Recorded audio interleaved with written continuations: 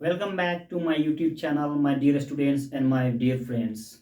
आज हम लोग जो पढ़ने जा रहे हैं उस टॉपिक का नाम हुआ प्रेजेंट इंडेफिनिट टेंस।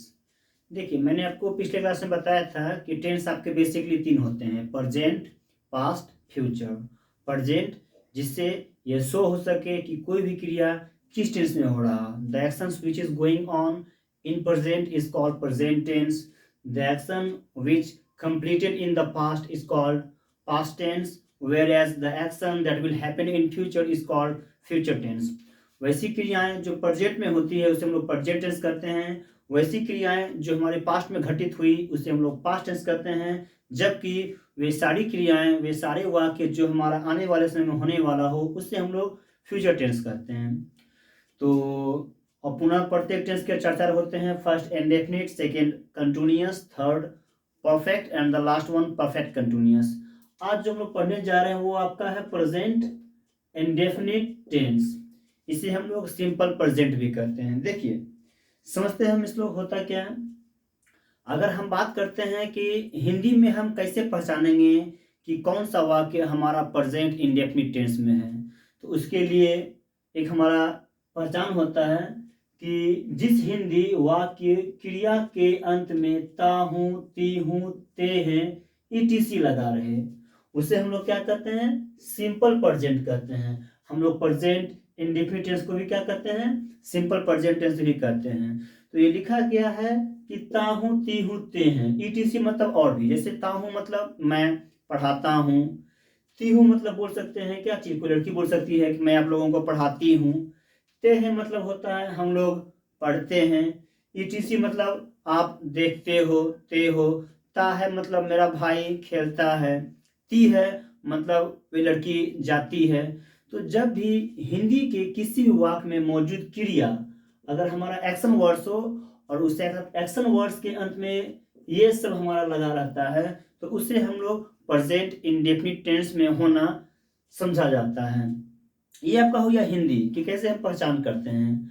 अगर हम बात करें इंग्लिश का कि where we use present indefinite tense, कि कहाँ कहाँ पर हम लोग प्रेजेंट इंडेफिनिट टेंस का प्रयोग करते हैं, तो देखिए लिखा गया है first where we use present indefinite tense. First, to express regular, to pre express regular, habitual and usual. वे सारी एक्शन, वे सारी क्रियाएं जिसका प्रयोग हम लोग रेगुलर मतलब नियमित वाक्यों के लिए करते हैं, हैबिचुअल मतलब आदतन के लिए करते हैं, स्वाभाविक, या फिर यूजुअल सामान्य वाक्य के लिए करते हैं, या फिर रिपीटेड एक्शन जो बार बार होती है। वे सारी क्रियाओं को हम लोग प्रेजेंट इंडेफिनिट के हिसाब से बनाते हैं। एग्जाम्पल स्वरूप हम लोग समझते हैं क्या लिखा गया। देखिए, पहला है सुबह goes to a school at 9 AM। सुबह, सुबह में 9 बजे स्कूल जाती है। या फिर नेक्स्ट एग्जाम्पल समझिए, we work 8 hours a day. हम लोग एक दिन में 8 घंटा काम करते हैं।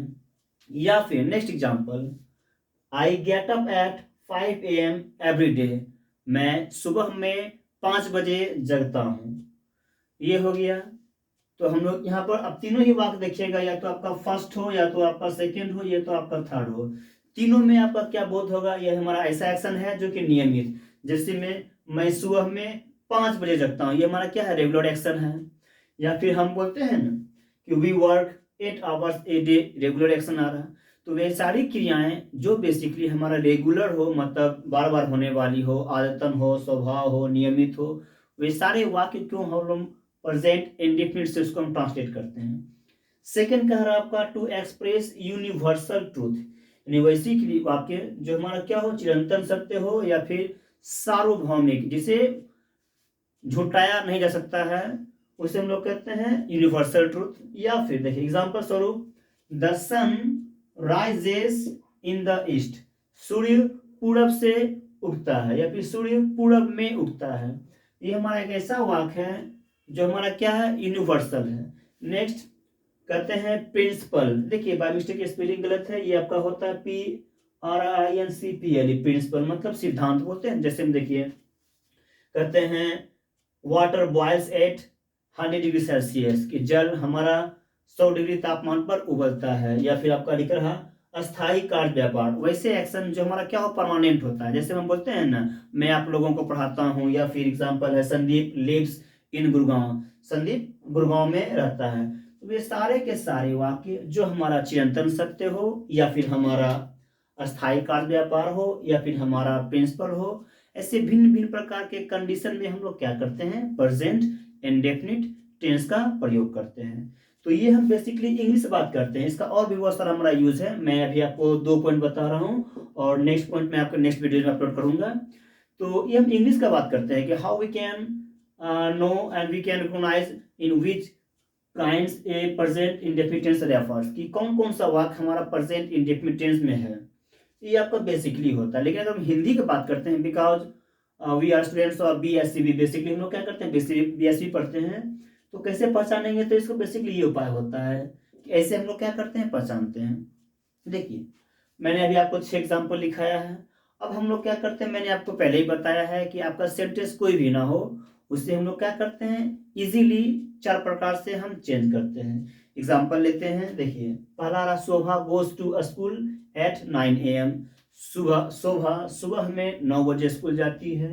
We work 8 hours a day, हम लोग प्रत्येक दिन 8 घंटा काम करते हैं। या फिर I get up at 5 AM every day, हम लोग मैं सुबह में 5 बजे जगता हूँ। तो ये जो हमारा भिन्न भिन्न प्रकार का सेंटेंस हुआ। अब हम लोग क्या करते हैं, किसी एक सेंटेंस को क्या करेंगे, 4 प्रकार से हम लोग कन्वर्ट करेंगे। देखिए, मैं मान लूं कि ये आपका जो वाक्य है, मैं इस वाक्य को 4 प्रकार से चेंज करने का प्रयास करता हूं। तो मैंने पहले ही बताया था। देखिए, अगर हम टेंस पढ़ते हैं तो टेंस में हमारा क्या होता है, फॉर्मेशन भी होता है कि हम इस स्ट्रक्चर पे सेंटेंस को अप्लाई करेंगे। जैसे पहला है कि मेरा दोस्त Sandeep, we work 8 hours a day, हम लोग 8 घंटा काम करते हैं। ये आपका हो गया कौन सेंटेंस, एसर्टिव हो गया। सब्जेक्ट ये आपका हो गया, या फिर आपका V1 या V5 ये वर्क आ गया, और आपका अदर वर्ड में क्या आ गया, 8 hours a day। हम इसी सेंटेंस को अगर हम इंट्रोगेटिव में कन्वर्ट करेंगे, मैंने बताया है किसी भी सेंटेंस को 4 प्रकार से चेंज करने के लिए उस वाक्य में जो भी हमारा हेल्पिंग वर्ब होता है उसको हम आगे ले आते हैं। तो क्या एसर्टिव में आपका कोई भी हेल्पिंग वर्ब है, नहीं। तो देखिए, हमारा जो होता है प्रेजेंट इंडेफिनिट टेंस, इसका जो हमारा हेल्पिंग वर्ब होता है वो आपका होता है या तो डू या तो डज।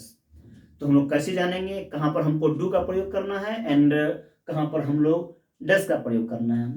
तो ये लिखा गया है नोट स्वरूप, क्या चीज, कि थर्ड पर्सन सिंगुलर, पर्सन आपके 3 होते हैं, first person, second person, third person. First person बोलने वाला, सेकेंड पर्सन सुनने वाला, थर्ड पर्सन जिस व्यक्ति वस्तु का हम लोग चर्चा करते हैं उसे थर्ड पर्सन कहते हैं। तो अगर थर्ड पर्सन हो, एक हमारा होता है number, singular number, plural number that denotes only one is called singular, whereas the things or the persons which are more than one, two or maybe more, वैसे जो किसी एक हो उसे हम लोग कहते हैं सिंगुलर। तो जहां पर थर्ड पर्सन सिंगुलर रहता है वहां पर हम लोग हेल्पिंग वर्ब में क्या करते हैं, डज। जबकि आपका थर्ड पर्सन प्लूरल हो, फर्स्ट पर्सन सिंगुलर या प्लूरल हो, सेकंड पर्सन सिंगुलर या प्लूरल हो, सभी जगह हम लोग क्या प्रयोग करते हैं, डू का प्रयोग करते हैं। तो सिंगुलर के लिए डज, प्लूरल के लिए डू। बाकी हम बात करते हैं कहां पर V1 कहां पर V5, तो जहां पर हमारा डज लगता है यानी थर्ड पर्सन सिंगुलर के साथ वहां पर V5 यानी कि the fifth form of a verb. And V1 कहां करते हैं, रेस्ट ऑफ ऑल के साथ V1 का प्रयोग करते हैं। तो चलिए मैं बताता हूं कि कैसे हम इसको 4 प्रकार चेंज करेंगे। इसे हमको इंट्रोगेटिव में कन्वर्ट करना है। आई होप सभी लोग को पता ही होगा, फिर भी मैं आपको बता दे रहा हूँ। इंट्रोगेटिव में क्या करते हैं, या तो डू या तो डज। तो वी आपका क्या लेता है, मैंने बताया कि रेस्ट ऑफ ऑल के साथ डू का प्रयोग करते हैं। तो पहले कर देंगे डू, इसके बाद क्या करते हैं, डू के बाद आपका लिखा गया है सब्जेक्ट, तो क्या हो जाएगा, डू वी, सब्जेक्ट के बाद V1 तो डू वी वर्क। बाकी आपका वर्ड में क्या आ रहा है, 8 hours, do we work 8 hours a day। क्या हम लोग एक दिन में 8 घंटा काम करते हैं। ये आपका हो गया इंट्रोगेटिव सेंटेंस जो कि प्रश्नात्मक हमारा वाक्य दे रहा है। थर्ड हमारा होता है निगेटिव, हम लोग एक दिन में 8 घंटा काम नहीं करते हैं। अगर हम इस सेंटेंस को निगेटिव में कन्वर्ट करें तो क्या होता है स्ट्रक्चर, पहले सब्जेक्ट, उसके बाद या तो डू या तो डज, तो इसके बाद नॉट, फिर V1 ऑब्जेक्ट अदर वर्ड। हम लोग एक दिन में 8 घंटा काम नहीं करते हैं। पहले क्या करना है, सब्जेक्ट हो जाएगा डू वी, इसके बाद डू या डज, हम लोग डू का प्रयोग कर रहे हैं तो वी डू, इसके बाद नॉट वी डू नॉट, इसके बाद V1 we do not work. बाकी जो आपका अदर वर्ड होता है, जो we do not work 8 hours a day, हम लोग एक दिन में 8 घंटे काम नहीं करते हैं। नेक्स्ट जो आपका आ रहा है वो आपका इंट्रोगेटिव निगेटिव, मतलब वाक्य में आपका क्या भी आना चाहिए और उसमें नहीं भी आना चाहिए। इंट्रोगेटिव निगेटिव, क्या हम लोग एक दिन में 8 घंटे काम नहीं करते हैं, यानी क्या भी आ रहा नहीं भी आ रहा। इसको अगर हम चेंज करेंगे तो पहले क्या करना है, हेल्पिंग वर्ब में डू या डस को आगे लाना है। हेल्पिंग वर्ब डू आ रहा है तो हम क्या कर देंगे, डू फिर सब्जेक्ट यानी कि डू वी, इसके बाद हमारा नॉट डू वी नॉट, फिर हमारा V1 वर्क। बाकी उतार दीजिए, do we not work 8 hours a day, क्या हम लोग एक दिन में 8 घंटे काम नहीं करते हैं।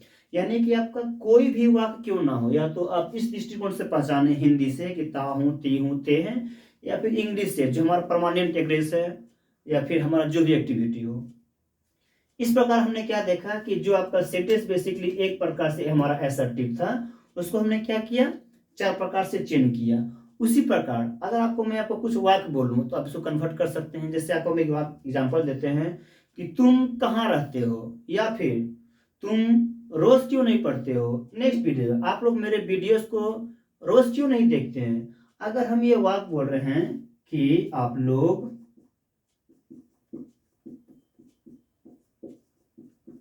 मेरे वीडियोस रोज क्यों नहीं देखते हैं,